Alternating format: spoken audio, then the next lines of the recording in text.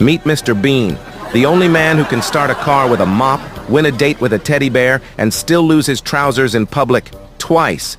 He speaks 5 words a year, but his face tells 1,000 stories, mostly ridiculous ones. Pure chaos in a tweed jacket.